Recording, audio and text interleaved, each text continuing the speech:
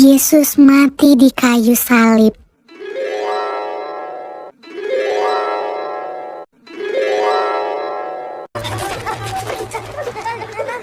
Sesudah mereka menangkap Yesus, kemudian Yesus dibawa menghadap imam besar. Lalu semua imam kepala, tua-tua dan ahli Taurat berkumpul di situ. Imam-imam kepala, malah seluruh mahkamah agama mencari kesaksian terhadap Yesus supaya ia dapat dihukum mati. Tetapi mereka tidak memperolehnya. Banyak juga orang yang mengucapkan kesaksian palsu terhadap dia, tetapi kesaksian-kesaksian itu tidak sesuai yang satu dengan yang lain. Maka imam besar bangkit berdiri di tengah-tengah sidang dan bertanya kepada Yesus, katanya, "Tidakkah engkau memberi jawab atas tuduhan-tuduhan saksi-saksi ini terhadap engkau? Apakah engkau Mesias, anak dari yang terpuji?" Jawab Yesus, "Akulah dia. Dan kamu akan melihat Anak Manusia duduk di sebelah kanan yang Maha Kuasa dan datang di tengah-tengah awan-awan di langit." Maka imam besar itu mengoyakkan pakaiannya dan berkata, "Untuk apa kita perlu saksi lagi? Kamu sudah mendengar hujatnya terhadap Allah. Bagaimana pendapat kamu?" Lalu dengan suara bulat mereka memutuskan bahwa dia harus dihukum mati. Pagi-pagi benar, mereka membelenggu Yesus, lalu membawanya dan menyerahkannya kepada Pilatus. Pilatus bertanya kepadanya, "Engkaukah raja orang Yahudi?"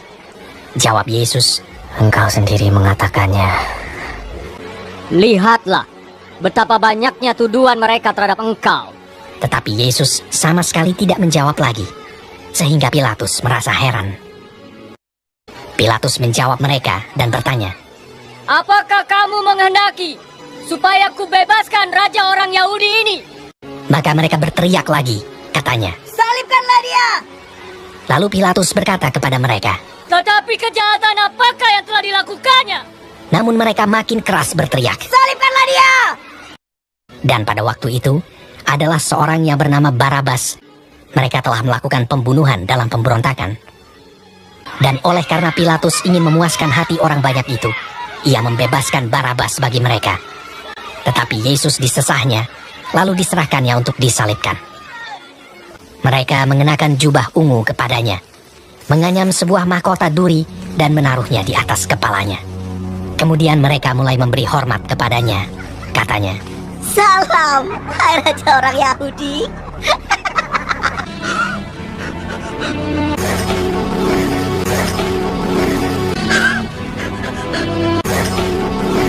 pada waktu itu, lewat seorang yang bernama Simon orang Kirene yang baru datang dari luar kota.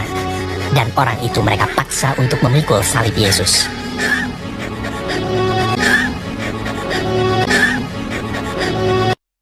Mereka membawa Yesus ke tempat yang bernama Golgota, yang berarti tempat tengkorak.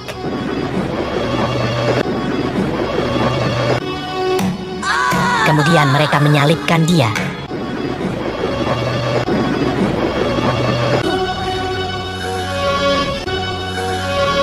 Hari jam 9 ketika ia disalibkan. Orang-orang yang lewat di sana menghujat dia. Dan sambil menggelengkan kepala, mereka berkata, Hai engkau yang mau merubuhkan bait suci dan mau membangunnya kembali dalam 3 hari. Turunlah dari salib itu dan selamatkan dirimu. Demikian juga imam-imam kepala bersama-sama ahli Taurat mengolok-olokkan dia di antara mereka sendiri. Dan mereka berkata, Orang lain ia selamatkan, tetapi dirinya sendiri tidak dapat ia selamatkan. Bersama dengan dia disalibkan 2 orang penyamun, seorang di sebelah kanannya dan seorang di sebelah kirinya. Bukankah engkau adalah Kristus? Selamatkanlah dirimu dan kami. Kita memang selayaknya dihukum, sebab kita menerima balasan yang setimpal dengan perbuatan kita. Tetapi orang ini tidak berbuat sesuatu yang salah. Yesus, ingatlah akan aku apabila engkau datang sebagai Raja. Kata Yesus kepadanya, Aku berkata kepadamu, sesungguhnya hari ini juga engkau akan ada bersama-sama dengan aku di dalam Firdaus. Pada jam 12, kegelapan meliputi seluruh daerah itu. Dan pada jam 3, Berserulah Yesus,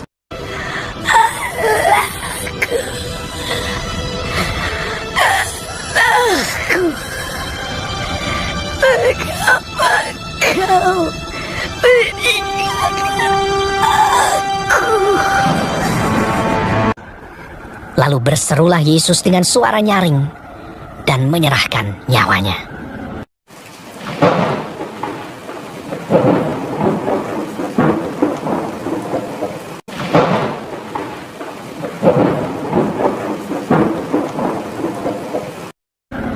Ketika itu, tabir bait suci terbelah dua dari atas sampai ke bawah. Waktu kepala pasukan yang berdiri berhadapan dengan dia melihat matinya demikian, berkatalah ia, Sungguh, orang ini adalah anak Allah. Yusuf, orang Arimatea, seorang anggota majelis besar yang terkemuka, memberanikan diri menghadap Pilatus dan meminta mayat Yesus. Lalu ia membaringkan dia di dalam kubur yang digali di dalam bukit batu.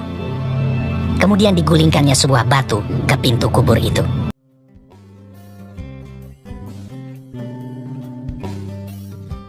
Keesokan harinya, yaitu sesudah hari persiapan, datanglah imam-imam kepala dan orang-orang Farisi bersama-sama menghadap Pilatus, dan mereka berkata, Tuan, si penyesat itu sewaktu hidupnya berkata, sesudah 3 hari, aku akan bangkit. Karena itu, perintahkanlah untuk menjaga kubur itu sampai hari yang ketiga. dan dengan bantuan penjaga-penjaga itu, mereka memeterai kubur itu dan menjaganya.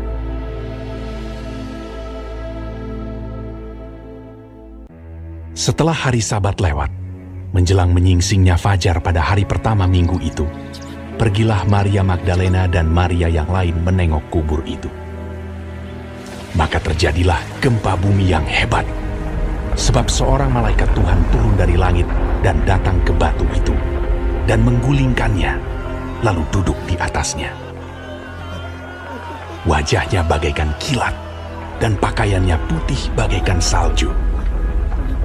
Dan penjaga-penjaga itu gentar ketakutan, dan menjadi seperti orang-orang mati.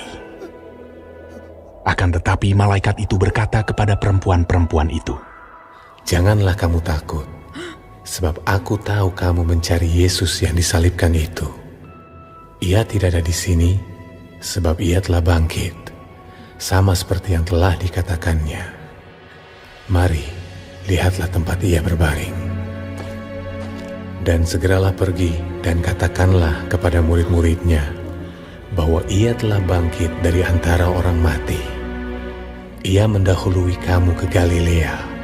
Di sana kamu akan melihat dia." mereka segera pergi dari kubur itu dengan takut dan dengan sukacita yang besar, dan berlari cepat-cepat untuk memberitahukannya kepada murid-murid Yesus. Tiba-tiba Yesus berjumpa dengan mereka dan berkata, "Salam bagimu. Jangan takut. Pergi dan katakanlah kepada saudara-saudaraku, supaya mereka pergi ke Galilea, dan di sanalah mereka akan melihat aku." Ketika mereka di tengah jalan, datanglah beberapa orang dari penjaga itu ke kota dan memberitahukan segala yang terjadi itu kepada imam-imam kepala.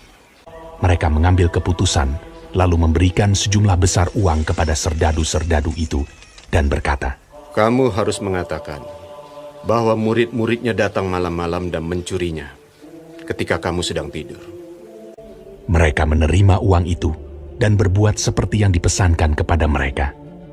Dan ke-11 murid itu berangkat ke Galilea, ke bukit yang telah ditunjukkan Yesus kepada mereka. Yesus mendekati mereka dan berkata, "Kepadaku telah diberikan segala kuasa di sorga dan di bumi. Karena itu pergilah, jadikanlah semua bangsa muridku, dan baptislah mereka dalam nama Bapa dan Anak dan Roh Kudus. Dan ajarlah mereka melakukan segala sesuatu yang telah kuperintahkan kepadamu. Dan ketahuilah, aku menyertai kamu senantiasa sampai kepada akhir zaman."